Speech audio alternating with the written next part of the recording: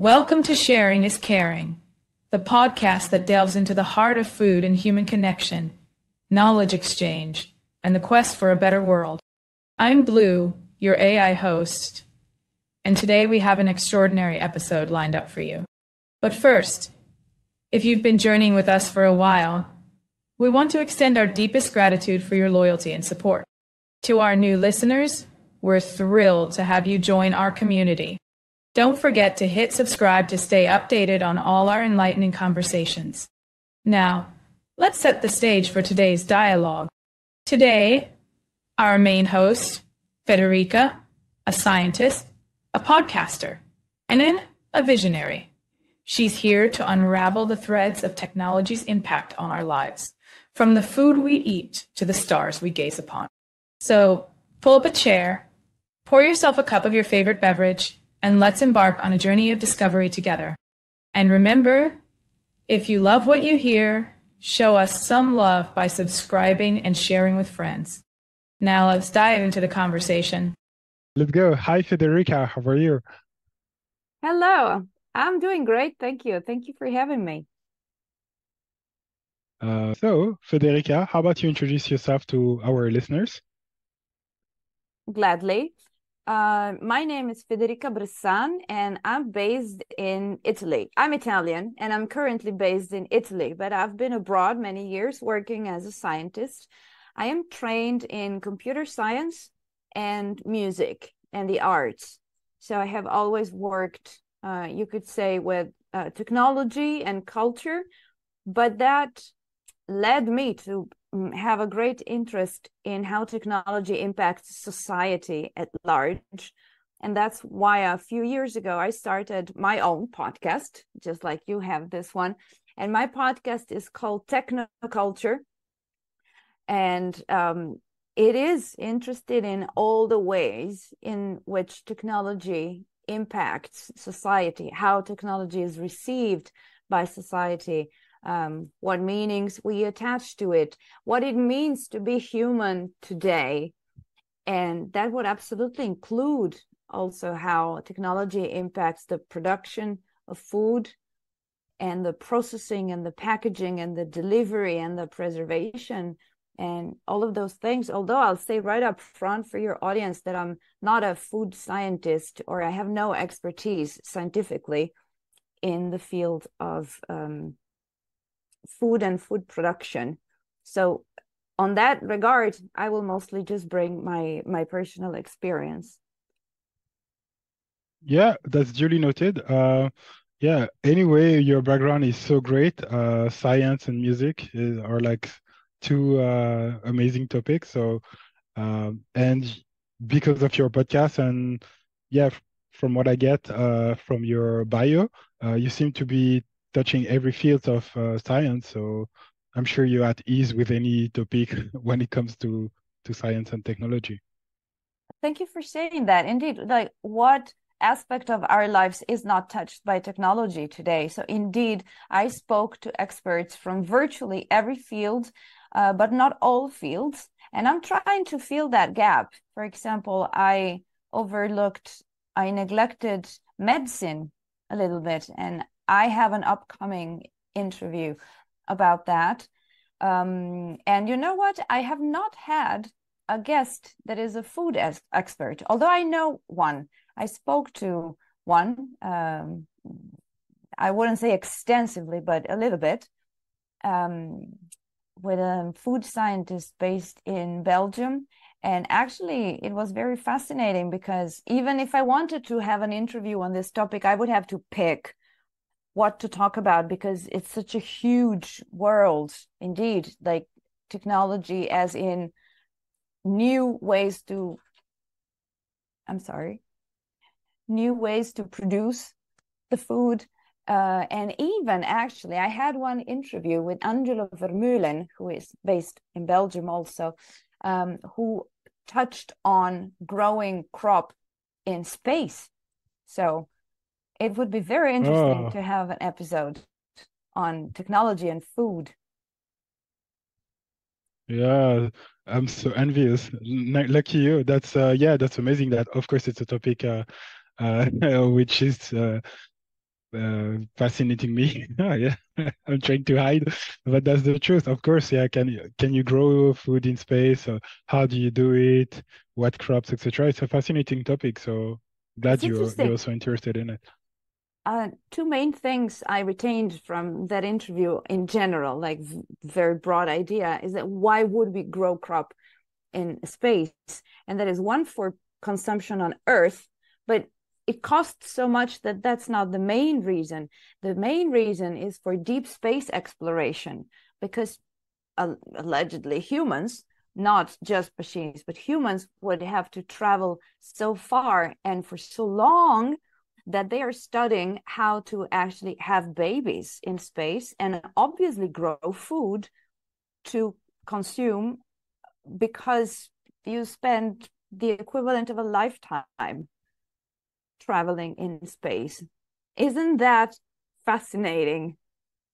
Of course, it's so fascinating. Yeah, I think yeah, the US and Elon Musk, of course, has pushed us to think about this as a possibility. And yeah, that's great. So yeah, we might want to think about all those scenarios, like growing food, having babies, and everything. So of course, it's amazing. It's a great topic. And yeah, I hope it becomes yeah, hotter and hotter the next few years. So I'll be Great following, idea, I'm actually, sure. I will have an episode on that. I will. Thank you for the idea. It's noted and it will happen. I'll make it happen. And we'll reshare it gladly on our socials so that our listeners can get a peek of that conversation. So the name of the podcast is Technoculture. It's very easy to find. If you just Google Technoculture podcast, it will pop up. It's been dormant for a while, admittedly, but I plan on producing new episodes very soon. Cool, good stuff. I think, yeah, as you said, technology is what aspect of life these days is not impacted by technology, and between scientists and general public and society. Uh, it's a very long conversation and deep topic, which I try not to go into. But yeah, yes, technology and science are like driving societies forward these days. And food, of course, is impacted by technology and science. So yeah, it's everything now. Everything's about technology and science. And we kind of need food, so it really touches everyone. Sure. That science doesn't seem to make so much I mean the science with food, the study of food to be exact, um, has not reached so much society. What I mean by that is that we are still stuck somehow in beliefs from grandmother, etc., about food, and those beliefs are less and less grounded in science. So yeah, that's really one striking point that I find, and yeah, I wanted to have your opinion on that. Yeah, how do you see that, and how do you bridge the gap between modern studies about food, about nutrients, about everything that comes out every day, and beliefs from most Western European societies, which are still stuck in, yeah, in some era. That's a very interesting question, and I hope I can give an answer with some substance, even if I'm not a food expert, because I have dealt with science enough to know what you're talking about when you talk about the relationship between science and society. And food is a very sensitive topic, possibly more than others, precisely because we all eat every day, and it's easier to hear something about science in certain fields that don't really touch us every day, because at the end of the day, who cares? Or if it's gross or it scares us or we don't understand it, we can go on with our lives. But when we hear about, I'm sure that we already eat certain foods of which we don't know what went into and how they were processed. Otherwise, we wouldn't eat them. So if we hear too much about research in this field, and I mean, don't get me wrong, it's very broad. Research touches on many, many different aspects, but you see, it's like, it's something that I believe people care about very much. So you have to be very careful how you communicate the science to the people, because just like it happened with COVID, that was touching everyone daily, every statement that we heard on television, everything that experts said was creating discussions and, in the worst case scenario, spreading panic. I believe that food is an equally sensitive topic, just like COVID was, or talking about viruses, talking about vaccines during COVID. It's a very sensitive topic. And I believe, just like for many other scientific fields, that you should be, I would say, careful in the way you communicate your science to society, but also to do it consciously, to know why you're doing it exactly. Is it to steer public opinion? Because you know that by educating people, they will make better choices. Or is it just for the sake of education, curiosity, general culture? These are different things. And I believe that food is such a sensitive topic that I prefer to see less discussion about it rather than a bad discussion about it, precisely because it's something we all do every day. And one thing that I want to add to this, very connected to what I just said, is that I actually question a little bit of what you said in your question, which is that we're stuck in grandma's beliefs about food. Speaking of my grandma, I actually believed that she had a couple of things right. It was different, and they also, suffered hunger during the war in a way that we cannot imagine. And it would be naive to think that all food was healthy just because it was less processed and industrialized. Yet, as a general statement, I think you can say that food in general was better, in my estimation, in quantity and quality than what I see around me today, right? So I hold the knowledge that my grandma passed me down in great value. I believe you're like that too. I'm not stuck with that. Okay. Yeah, you're I'm critical of it. I don't eat like my grandma, but some things I think that the old people had them right. Just like, for millennia, it's not that if people don't know about science, they cannot eat.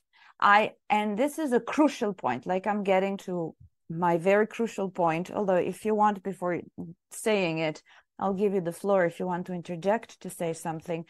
Just the last thing that I say to close this part of my answer is that I believe that between my grandmas and ourselves, there has been one generation in between that greatly lost that knowledge or common sense. The food that is available around us, and of course, I'm only talking for where I live. You can say for Europe. I've lived in North America shortly, but You understand, of course, the context. So Italy, Sure. Europe, the food that I've seen available around me in my lifetime, I'm 42, has changed dramatically. And I'm very sensitive to this topic. I've seen how people's eating habits have changed, and also what is considered in or lame, or what is cool and what is frowned upon. It has actually changed. I'll give you just one example. When I was a child and we would go somewhere, it was quite normal to actually pack some food and bring it for the day. We knew that food would be available, and I'm not talking maybe a restaurant, of course, but eating on the road. If you're on the highway for the whole day, you would pack some food and bring it from home. You get organized, you bring it from home. It's cheaper, it's better. But now everyone, 99%, leaves home without any food packed, because it's obvious that you're just going to stop along the way and buy something on these places along the highway where the food is very expensive, not so good, not always so good. Choice is limited.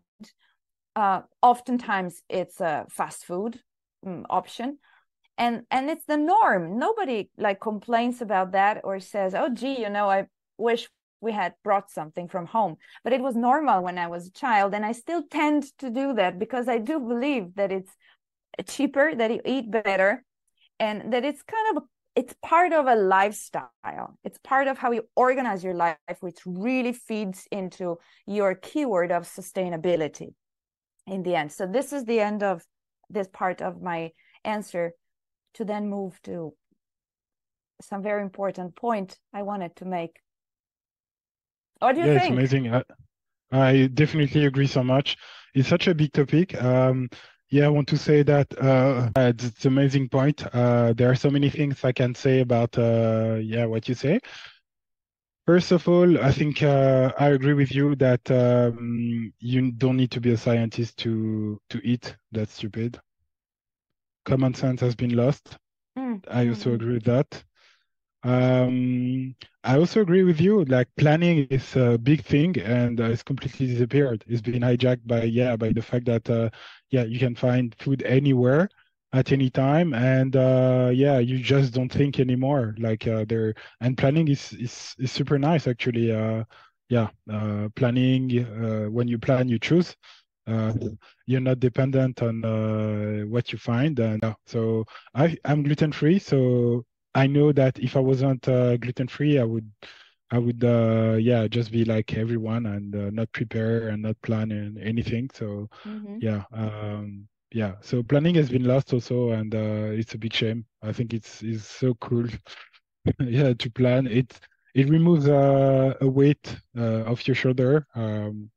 Because you have your food, your meal plan in advance, etc., and you're not constantly on the lookout for food, which I think it's bad. So it's a bit too opinionated, but I think it's not really being on the lookout all the time is not a great thing in my opinion. And I apologize if I get bad comment for that or bad feelings. I think that. So I'm definitely in line with everything you say. I think, however, and that's kind of the angle where I come from, would be that I think those US podcasters, bloggers, etc., in the last years, they have been, bringing science into the food equation, putting forward the fact that, for example, coffee. Coffee was supposedly bad maybe a decade ago, and then many bloggers, for their interest, but brought up the fact that coffee is actually not that bad for you, and that many studies and papers show that it brings benefits to you. So so that kind of we can debate that. I thought it was consensual, so that's why I brought coffee up. I'm listening. So okay, that's the answer. No. Okay, well, probably what I'm going I am going to say what I'm going to say, but it's probably not a discussion I want to go very deep into, because I would require someone else, really, like a peer, Same. to counter what I'm saying, because I'm critical of the idea that you just exposed. But I would be very eager to have maybe a food scientist or something like that to prove me wrong.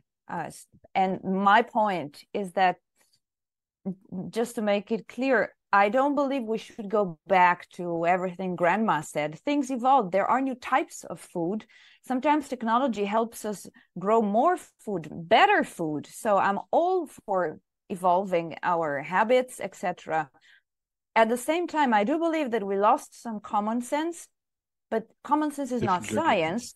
So it's a slippery slope. At the same time, isn't that a problem with science? Science.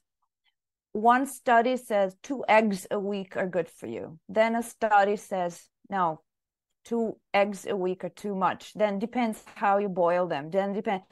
And like a study says coffee is good for you. Then another study will say, no, for the population of 60 and above. You know, it confuses us. And then we start not trusting science. That's a problem. So we want to learn more, and those studies are fine. But you see, if you deliver the results of such studies on the news, one day you hear, 2 eggs a week are too much for you, or coffee actually is not really good for you. The people at home who are not scientists, who knows, maybe will be impacted by that. But then next week, another study comes out that says something different. That's a problem. And it's on the people who deliver those news on television or wherever it is on the internet. So that's what I was trying to say earlier on. I think that scientists should be very careful in delivering their knowledge and to know why they do it, because we have this type of contradictions de facto, especially in the field of food.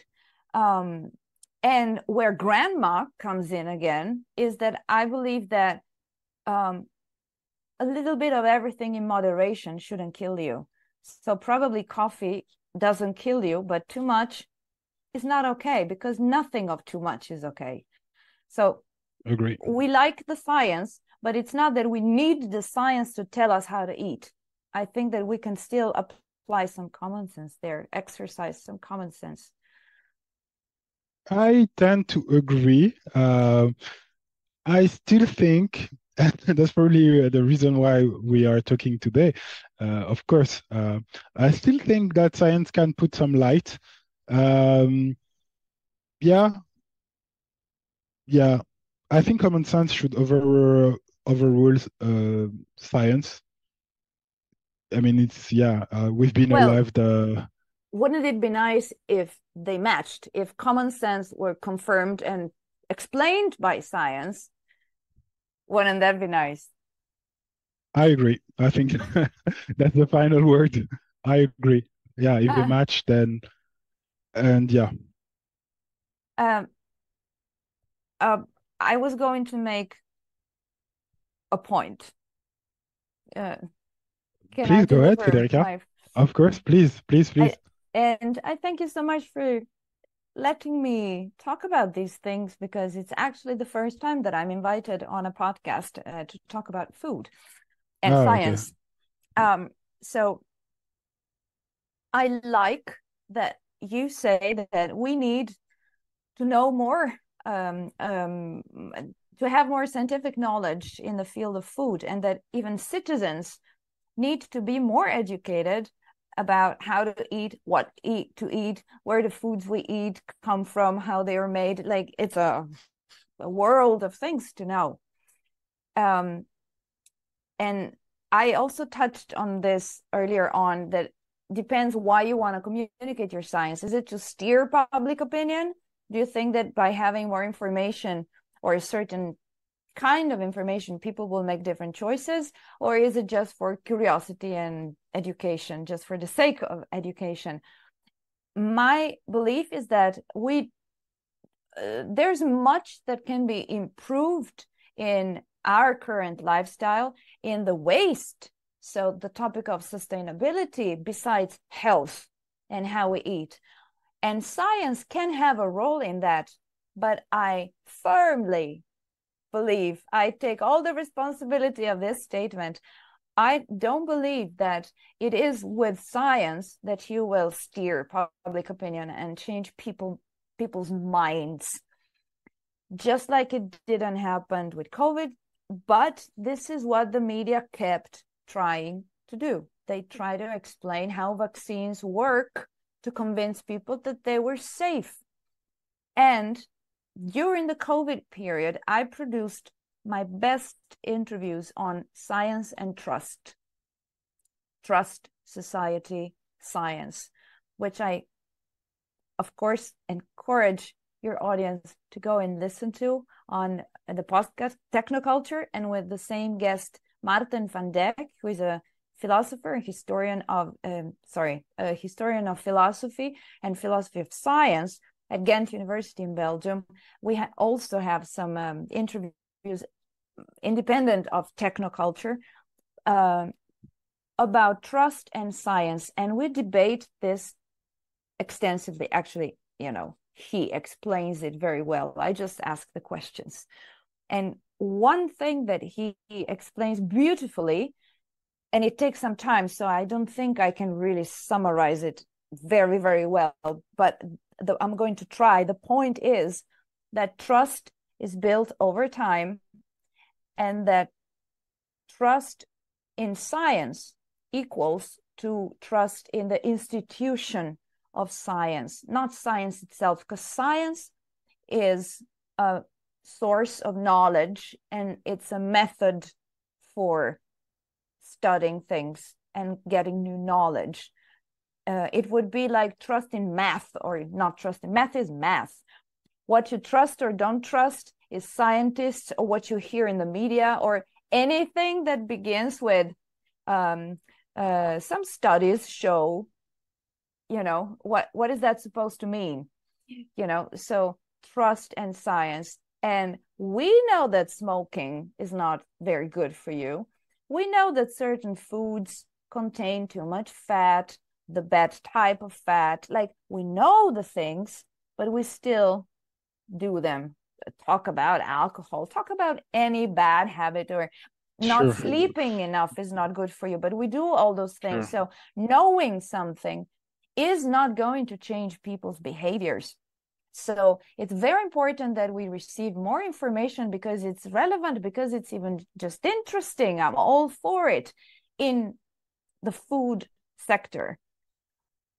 But I believe that a better lifestyle, better choices that impact our health and the planet in terms of sustainability and limiting waste, etc., will not come from, or at least only from, science communication.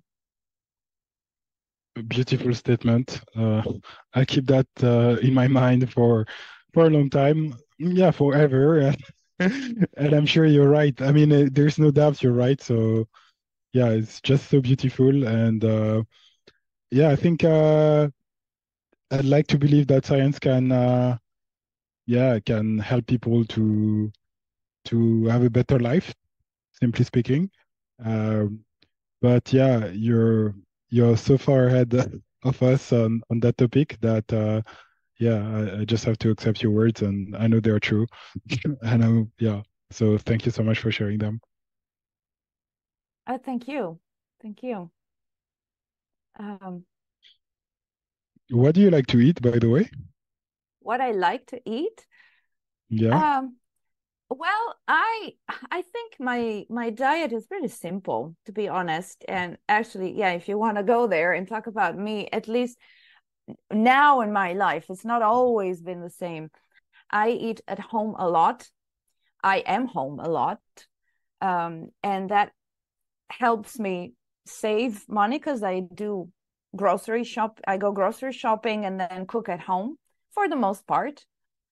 Nice. I sometimes eat out, like, I mentioned earlier, it's a sensitive topic for me, food, meaning it's close to my heart. That's what I mean. And I'm very aware of it, because growing up, I think that I was passed on from my grandma, for example. And it is the case that I, for the most part of my childhood, grew up in the same house where also she was, which is not always the case, but I literally lived with my grandmother. So I learned a lot from them. I inherited something good, but also bad habits, dash, other things that interfere with just eating and seeing food as fuel and culture, but also a language. So all the psychology around it. And I developed an eating disorder. So I had to relearn, reprogram myself to just, to eat for the nutrition of it, because we need food to eat, damn it. And just in recent years, I improved the quality of what I eat, or I mean, I'm very aware of that topic. And to make this answer a bit short, I mean, to go to the point, right now in my life, I eat at home for the most part. I'm not a great cook. I don't do, the very special, elaborate things. And it is the case, this is in the framework of my lifestyle in general, of which I'm very proud and I'm very happy, but I'm frugal. So I live on very little. I don't feel that I'm deprived of anything, but I live in what is basically a studio apartment. So I don't have, even a separate kitchen or a large kitchen, because if I did, and I wish I did, it's different. You approach cooking in a different way. It's like your lab, like a laboratory, because there's lots of chemistry. It is chemistry. Cooking is chemistry. And so I barely have any space to do anything. So when I used to live in another house, I used to make bread a bit more often, or homemade pasta, for example. And now I don't have, this flat space to just do the dough. And so I do it less, but I still cook at home, and it's a lot of meat and vegetables. I eat, you could say, everything. I eat everything. There's nothing I don't eat, except recently I eliminated initially completely, and then I make exceptions, let's say, all dairy products, and I tend to avoid, in fact, bread and everything that has flour in it, basically. Okay. So I would rather eat cereals a lot, cereals, potatoes, and meat and vegetables a lot. I can eat yogurt. And, there's such a large variety of vegetables and fruit, and you can make meat in so many ways. I eat pasta occasionally. I'm Italian, but I don't eat pasta every day. Yeah, of course. I make soups. I love making soups, and then I put them in the refrigerator so they last longer, because it's not easy to cook for one. I also watch my money. So I try to waste as little as possible, like virtually nothing. Every time I have to throw something away, even a little bit of something, it's a failure for me. I really try to optimize that, which is good for your pocket and it's good for the planet. So I'm not, lecturing anyone. I'm not going out and explaining to other people how I do it. It's the first time I mention it publicly. But in my small way, I believe that I'm really contributing not to increase the waste. And so, what else can I tell you? Like, I cannot remember the last time I had pizza, for example. It's not something I particularly like. I don't cook fish at home. It's difficult, isn't it? To clean it. I know there are solutions, but fish is something that I tend to eat when I happen to go out for variety. I love to what do you say, to pick up anything I can from nature, actually, because I am lucky enough to live in a place with lots of nature I around. was about to ask. Yeah, Yeah. you're in the countryside? I am in the countryside.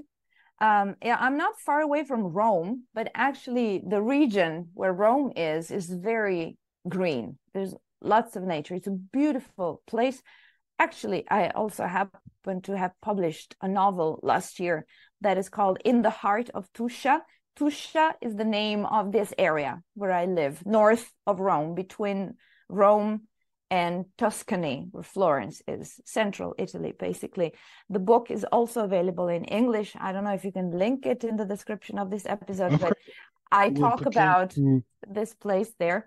And I don't grow anything because I don't have my own piece of land, but there are some, spontaneous herbs that you can pick up, and figs, peaches even, that just grow, spontaneously.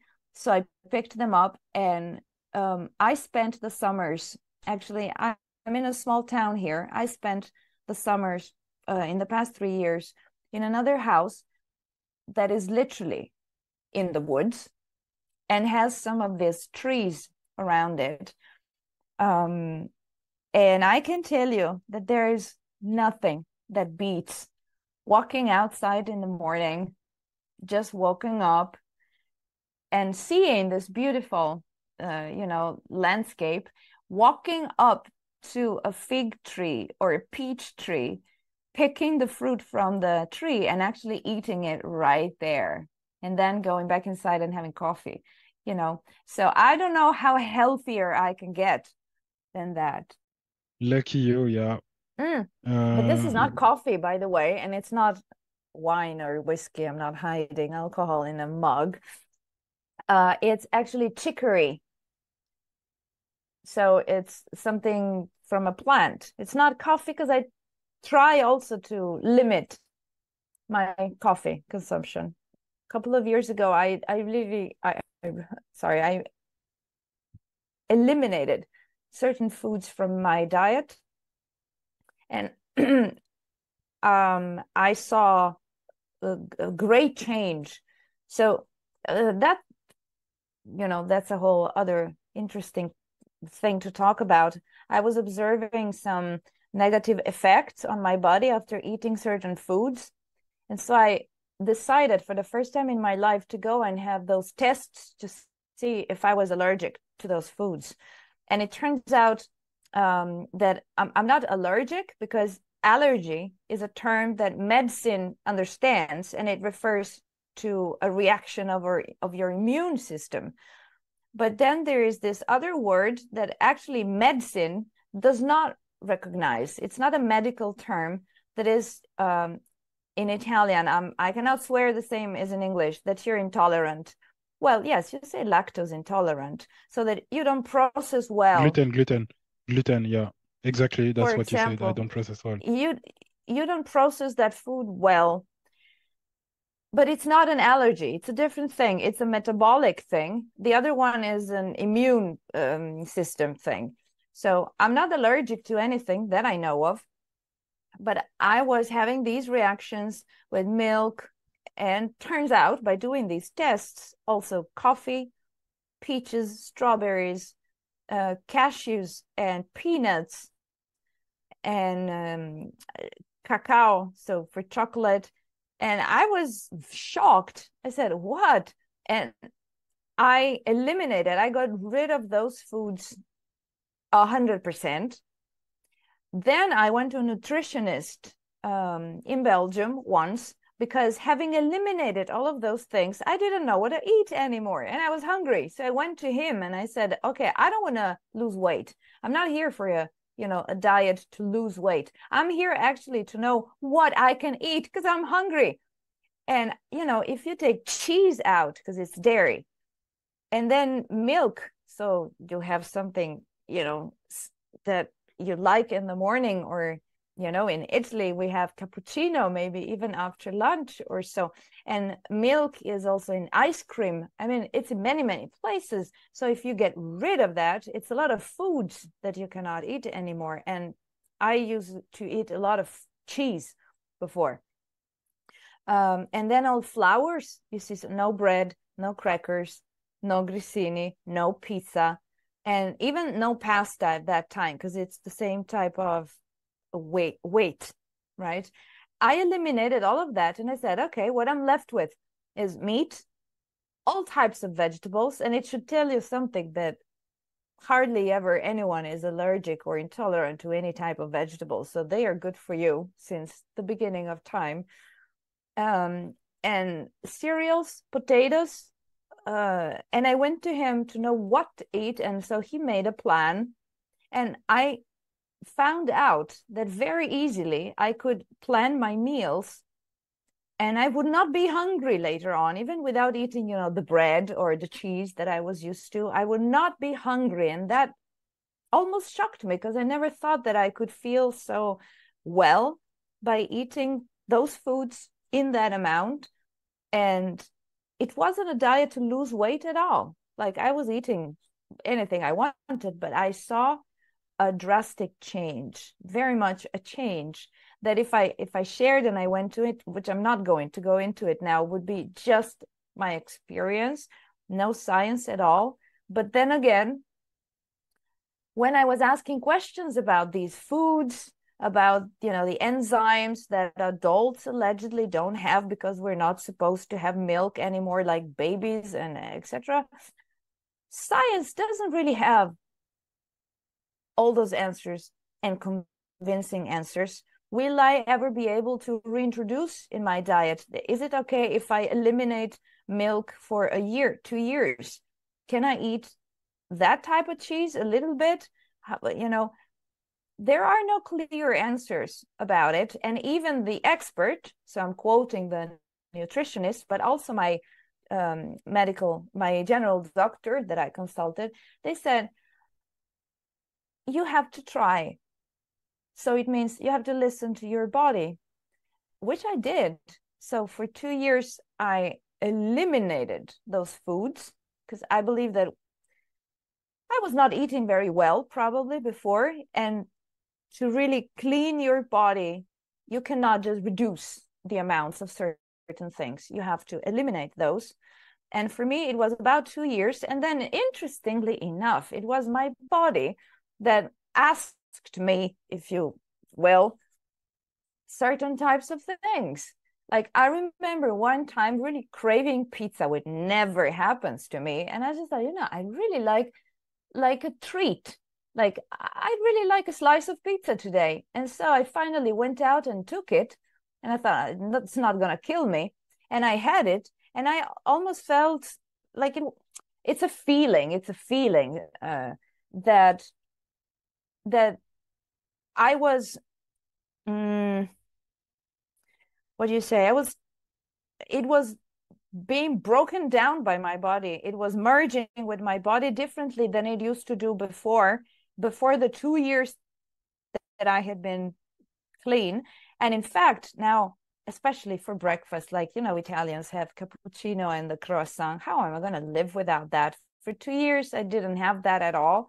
But now, on occasion, because normally I would be at home, but if I go outside, I love to take a cappuccino with milk, with coffee, with a croissant next to it, which is all the 3 things that I eliminated. But it's just that.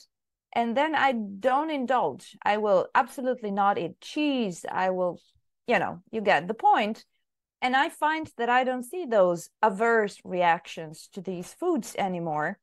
Now, this is a recipe that I could not just say to other people, do like I did and it will work out. Unfortunately, you really have to try it on your body. But that's where common sense comes back in. That ability to decide for yourself based on what feels good and maybe informed by scientific knowledge, but it's not science that's going to tell us how to eat because this has this type of fat and this has this type of carbohydrate.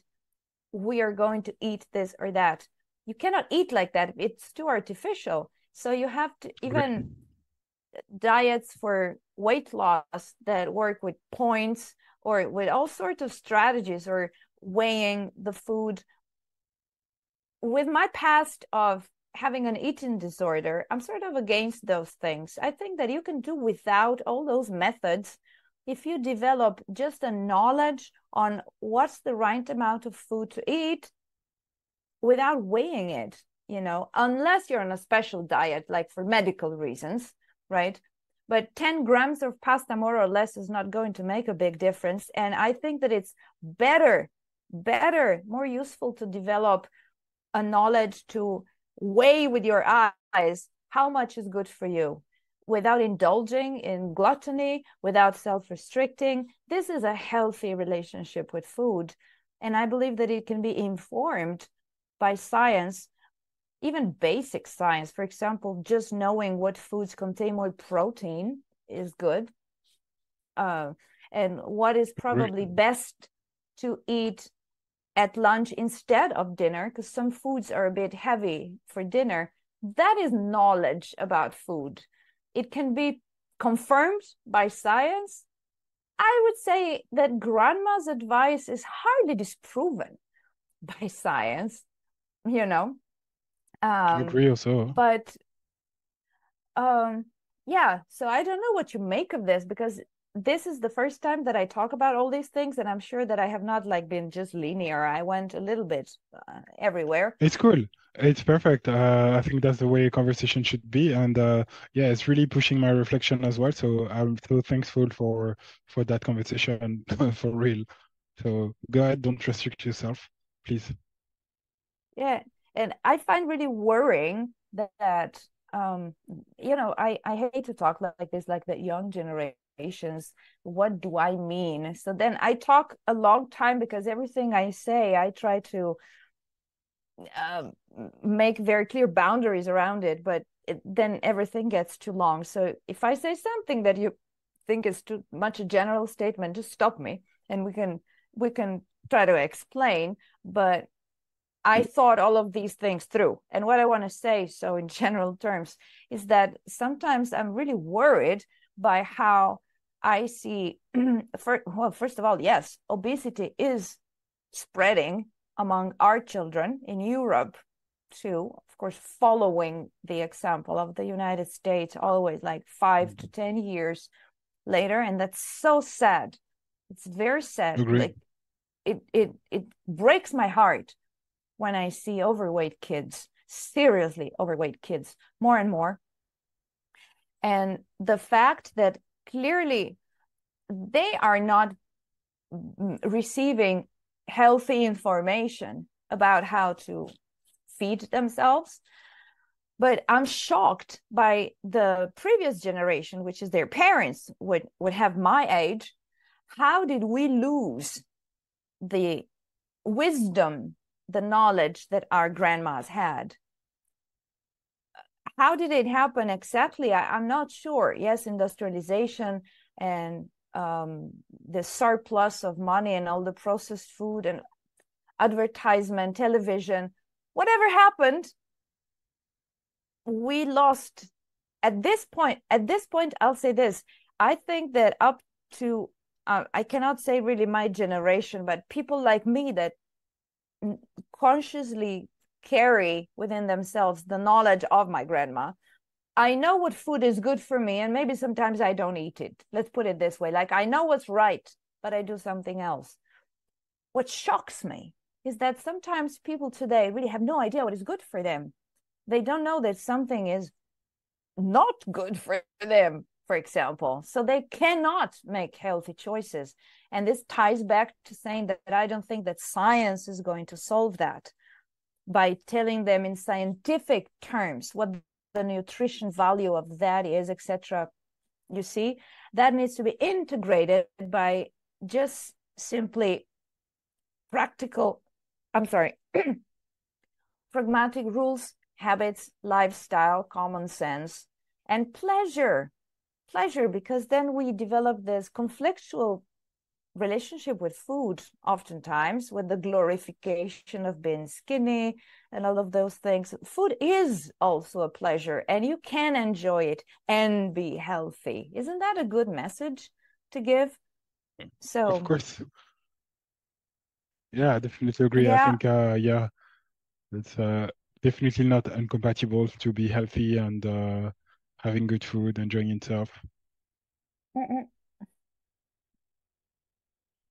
So this is water with some instant chicory and some Okay, sugar.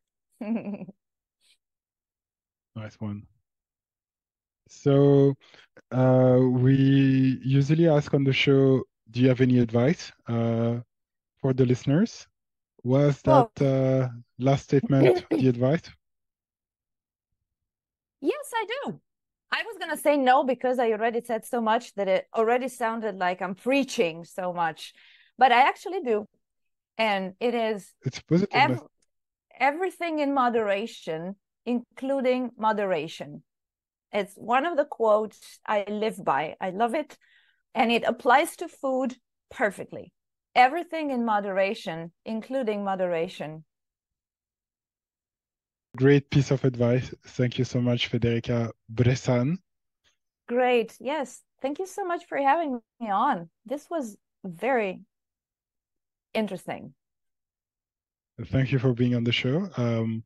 Yeah, it was a great conversation. Yeah, there was no hidden. I didn't hide anything. That's really how I think, and it was a very frank conversation. And you obviously had a lot of thought about this topic, so yeah, nice to hear and to exchange. I'll take away a lot of things from that conversation. Thank you. And that brings us to the end of another insightful episode of Sharing is Caring. It's been an absolute pleasure to guide you through this thought-provoking exchange. Today, we had the privilege of exploring the fascinating world where technology meets our daily lives with the thought-provoking Federica. We delved into the impact of technology on society, the nuances of food science, and the importance of maintaining a balance between tradition and scientific understanding. Before we part ways, we'd love to extend a heartfelt invitation for you to become an active member of our community. If today's episode sparked curiosity, inspired you, or simply made your day a bit brighter, consider subscribing to our podcast. Your support means the world to us, and it helps us continue to bring you compelling content. Plus,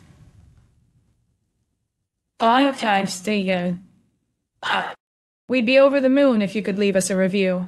Your feedback not only warms our hearts, but also helps others discover our show. To summarize the main learning from today's episode, we've learned that while science offers invaluable insights into the food we eat and the world around us, it's the blend of knowledge, common sense, and personal experience that truly enriches our lives. Federica reminded us that moderation is key, and that sometimes the wisdom of the past, like that of our grandmothers, can harmonize beautifully with modern scientific understanding.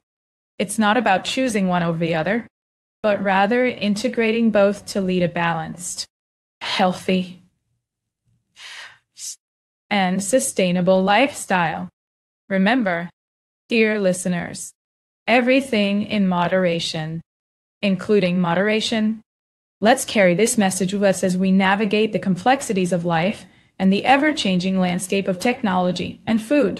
Until next time, keep sharing, keep caring, and continue to be the wonderful, curious souls that you are. Goodbye for now.